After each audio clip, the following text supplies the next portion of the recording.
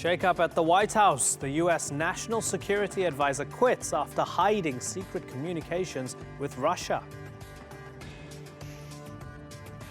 Also on today's program, testing the waters. North Korea's latest missile launch provokes a furious response from regional powers. How will the U.S. deal with Pyongyang? And hail Trump? We ask whether the U.S. president deserves the label of fascist-in-chief. I'm Imran Garda, and this is the Newsmakers.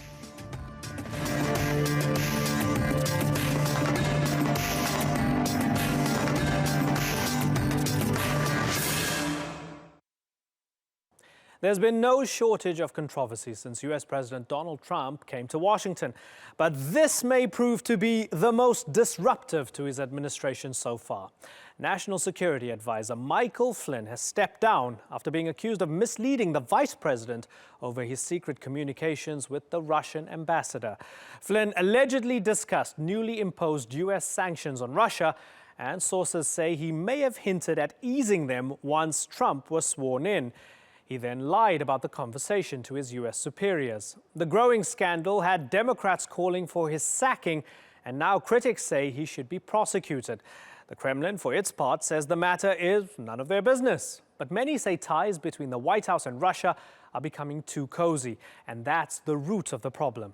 Today's newsmaker is former National Security Advisor Michael Flynn, as we ask what impact his resignation will have on Trump's presidency.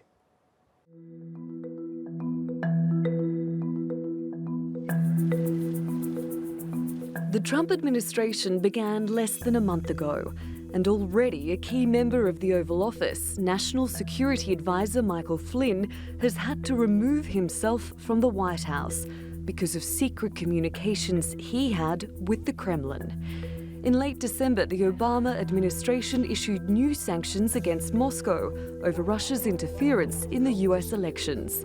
The Russian government didn't retaliate.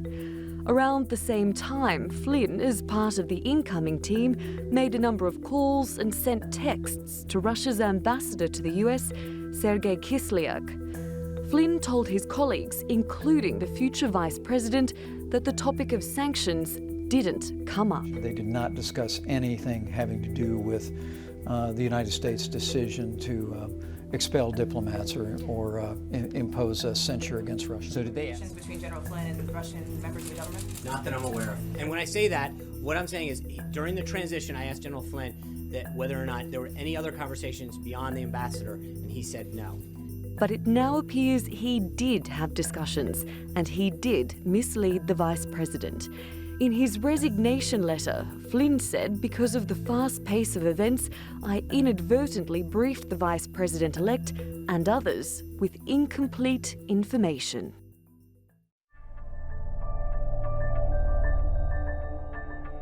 President Donald Trump has openly called for better relations with Russia, and his phone call with President Vladimir Putin was seen as an important step. Michael Flynn was tasked with helping to set up that call. But the Justice Department told the White House it believed Flynn had misled the office about his other communications with Russia, and that it could have put him in a compromising position. It's unclear if the government did anything with that information. But the president says the real story here is why there's so many illegal leaks coming out of Washington. It's not the first example of people close to Trump having ties to Russian interests.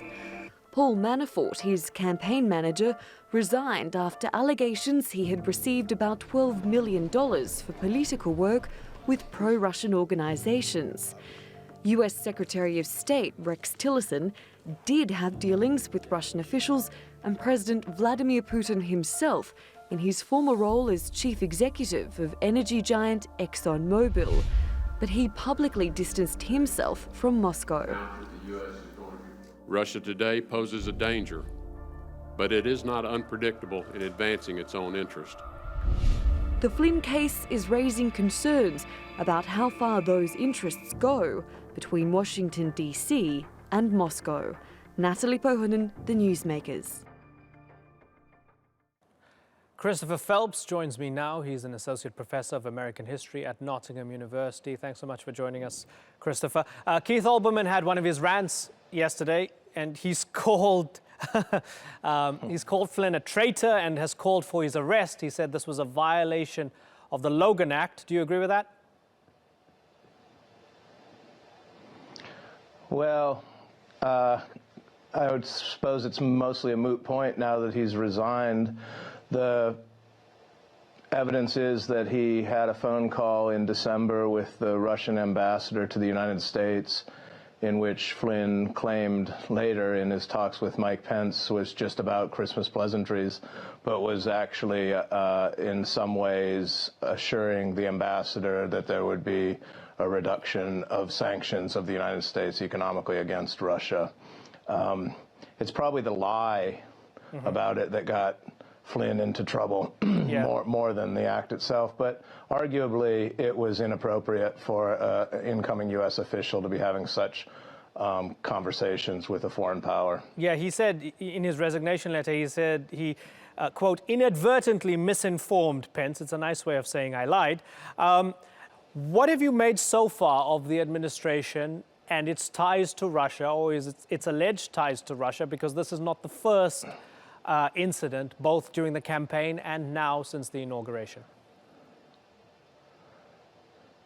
No, I think we're in a very murky kind of territory where none of us know. Flynn had been an open advocate of reorienting U.S. foreign policy to try to cooperate more with Russia to defeat ISIS, and this is part of the logic of the warmer relations with Russia. But of course there's this entire gray area of exactly why the Russians were involved in the U.S. elections, in various cyber operations, to what extent Trump's trips to Moscow compromised him in one way or another, as some intelligence reports seem to indicate they might have, including the one out of the former British intelligence agent, and exactly where policy is going to end up on Russia. All of it is still not entirely known and a little bit fuzzy, and to what extent that will change with the replacement of Flynn, we don't know either. Yeah, so the speculation as to whether the government is compromised, particularly when it comes to a country like Russia. You know, people remember the Cold War, they remember all the antagonism between the two nations. As a historian, is this unprecedented? Well, way back in the Stalin era, the Russian intelligence used Moscow hotels and what went on in them to compromise officials, for example, of Finland. So it's not unprecedented in that way. It's unprecedented to have an incoming president of the United States seem to possibly be compromised based on trips he took as recently as 5-10 years ago to Moscow, in which there are alleged activities in hotel rooms that might have been photographed. I mean, it is striking that of all the irresponsible tweets and kind of provocations that have come out of Trump, and he's been quite candid and undiplomatic in his statements about other governments, that nothing of the kind has been said about Russia, which for the last many decades has been a primary adversary or opponent of the United States in the way the U.S. foreign policy establishment has seen it in the world. Mm-hmm. And taking stock of the past month, so you have a court order blocking President Trump's Muslim ban, and then you had the Justice Department warning the White House about Flynn, and the White House not taking the Justice Department seriously on that point, and then Trump firing the Attorney General over the Muslim ban, the same one who warned the White House over Flynn. Yep. As we take stock, is this par for the course, or is this a massive mess that the White House is currently embroiled in? For someone who got elected supposedly on the basis of being a strong leader, we're seeing an extremely rocky start to his administration with all sorts of misfires and backfires and mishaps. I mean, it is unprecedented for a national security advisor to be out in 3 weeks. And Trump's rhetoric has also put him in an awkward position. For example, General Petraeus is being floated as a possible likely. In fact, it's the name most often floated as a replacement. And for I thought Flynn as Trump National was the guy Security who Advisor. didn't like people with email scandals, right?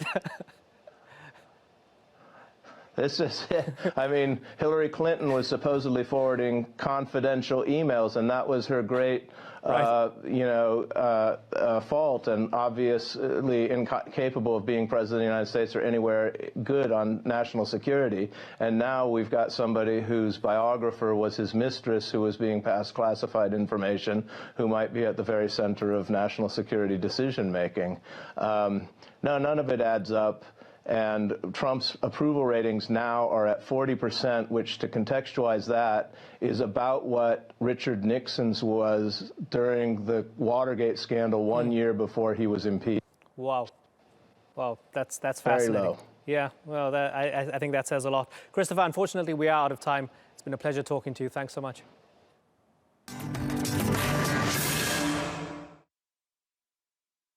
As the Trump administration reels from Flynn's resignation, it must contend with an increasingly antagonistic North Korea. Pyongyang's latest missile test was its first direct challenge to the international community since Trump took office. And the US president was less dismissive of the threat than he's been previously, saying it's a big, big problem that he will deal with very strongly. Sandra Gatman explains.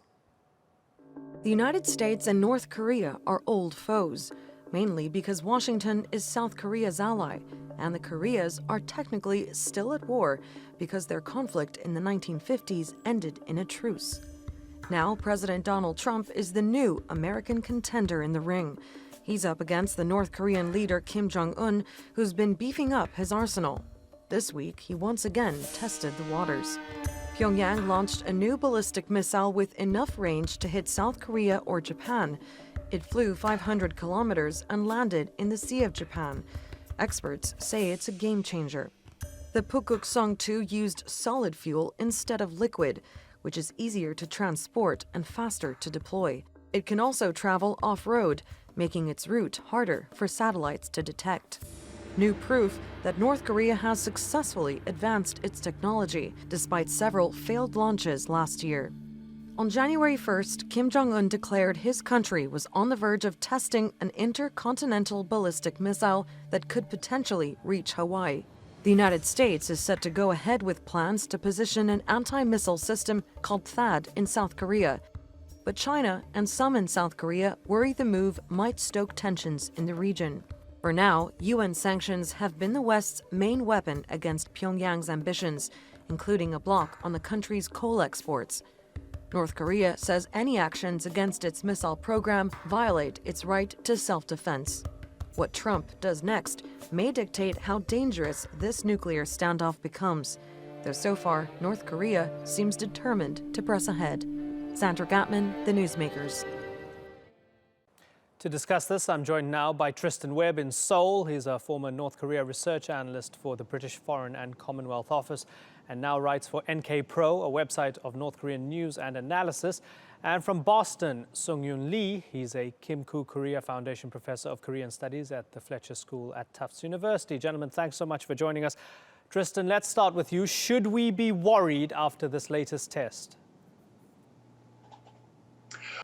Well, yes, the test is a violation of the UN Security Council resolutions against North Korea and is a clear indication that North Korea is willing to continue developing its nuclear-capable missiles.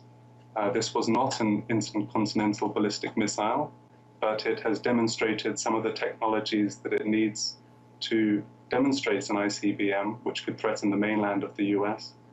So we should expect further tests in the near future. Professor Lee, are they sending a message? And if they are, who's it to? And what is the message?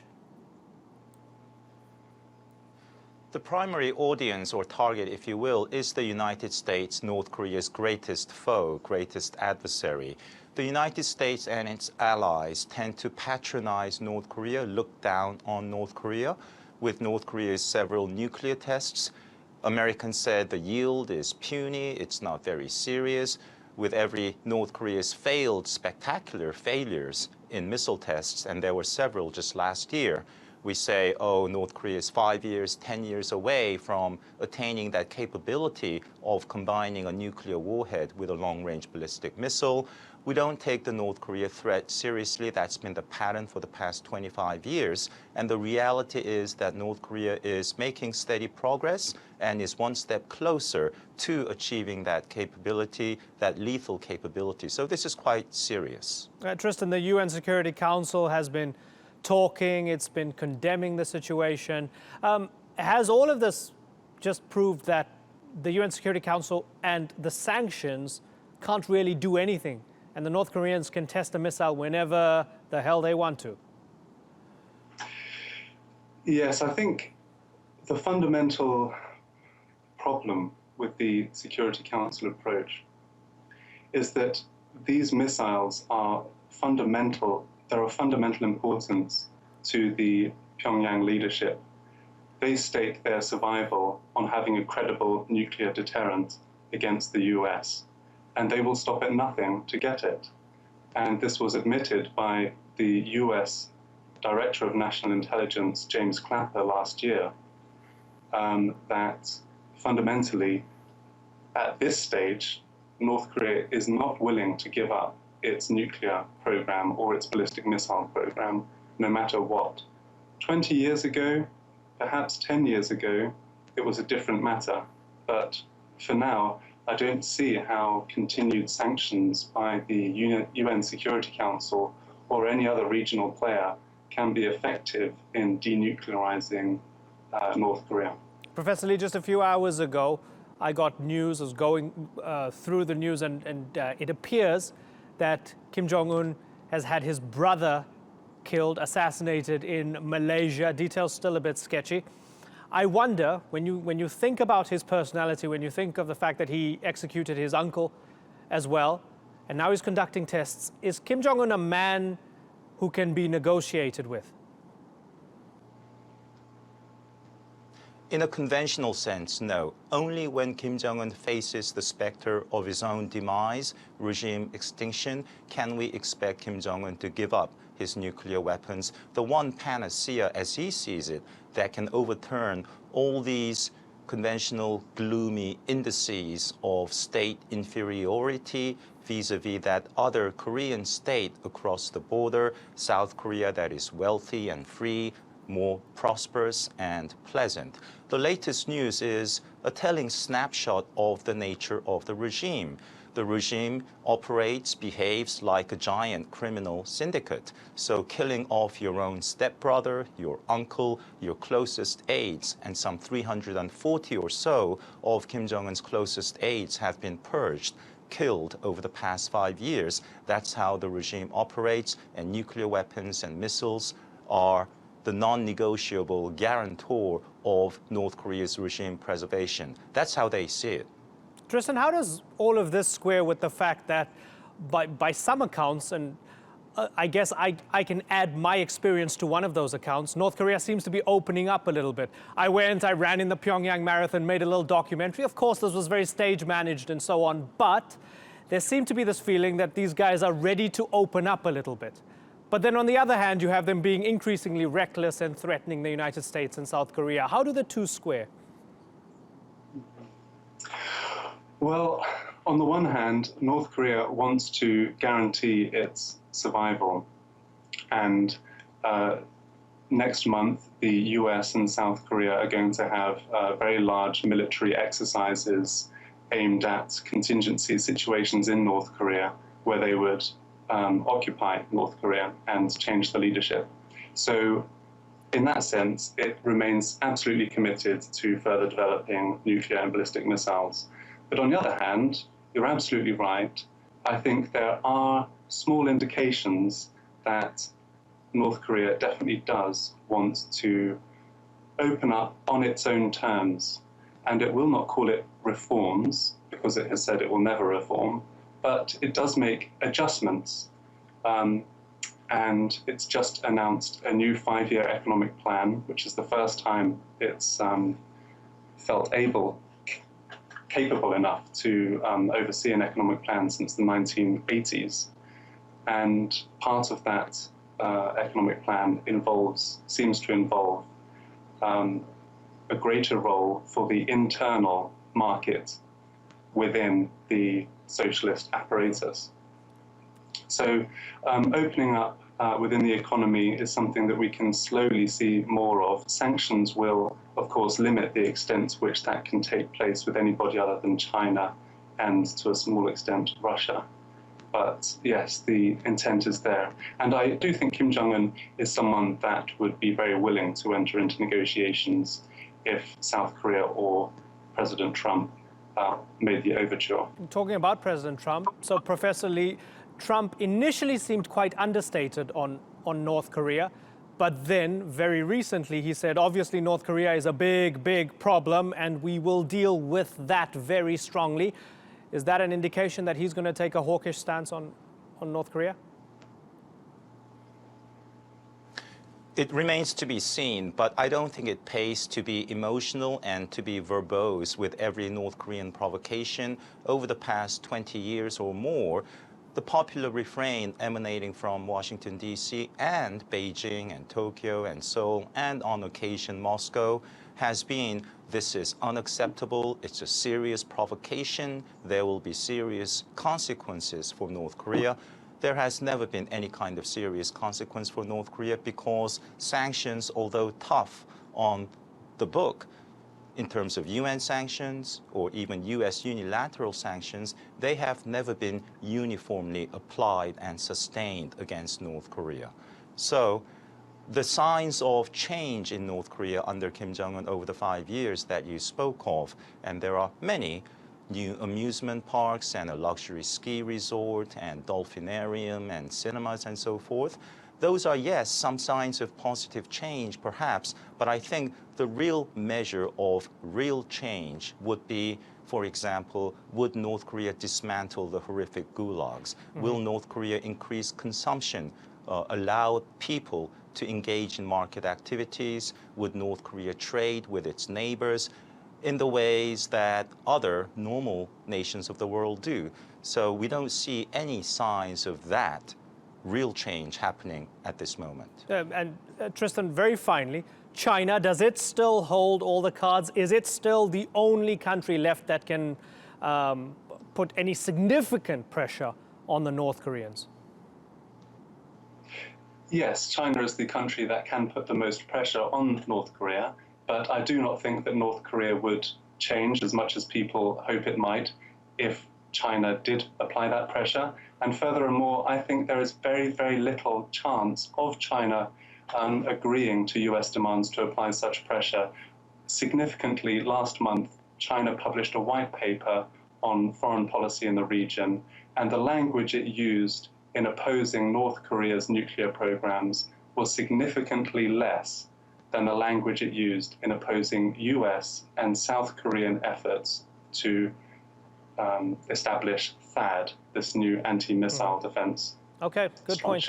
In South Korea. Okay, I'm going to have to end it at that point because we are out of time. But Tristan Webb and Professor Sung-Yoon Lee, it's been a pleasure. Thanks so much for joining us.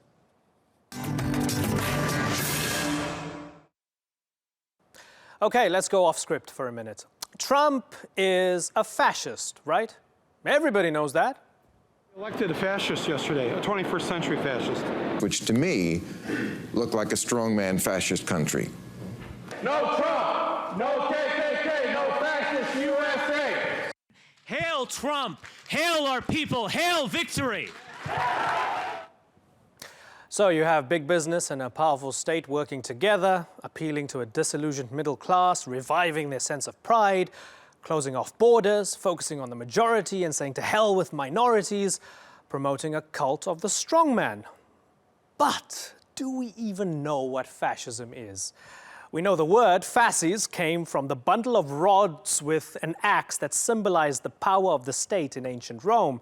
We know that Italian dictator Benito Mussolini, a former socialist, was the first to popularize the term in the 20th century. And Adolf Hitler's Nazi philosophy emerged from the same pool of hate. But here's something to consider. 20th century fascists started a world war. They killed people on an industrial scale, millions of people. It's no joke. It's not a term to use lightly. Last time I checked, the US was still a democracy. Trump's Muslim ban was just shot down by a still independent judicial branch. No jackboots on necks. Hey, that might come, I hope it doesn't, but this is an appeal for caution when we throw out big words and are certain that they fit. I'm old enough to remember when some on the right called Barack Obama a socialist. And when they said that, they didn't mean a cuddly Bernie type. They meant a socialist like Stalin, a man who killed tens of millions of people. I'm also old enough to remember the Occupy movement. I stood among the protesters when they were angry at the coziness of government and Wall Street. Do you know what they called Obama then? Yep, a fascist. Ever wonder why everyone we don't like is a fascist or the new Hitler? We can illuminate the present through finding parallels with the past, and it might help us save ourselves from destruction. But use them too liberally, and they might say more about ourselves than the targets of our accusation. Now, to be clear, Trump might be a fascist. I don't know. The reality is we all just don't know. Words can be weapons, but sprinkling them too haphazardly means they lose all meaning. A Trump presidency might turn out to be good. It might turn out to be really bad. It might eventually be defined by terms we can't fathom right now. Maybe he's just a Trumpist. No more, no less. What do you think? That's all for this edition of the Newsmakers with me, Imran Gupta. Thanks for watching. Bye-bye.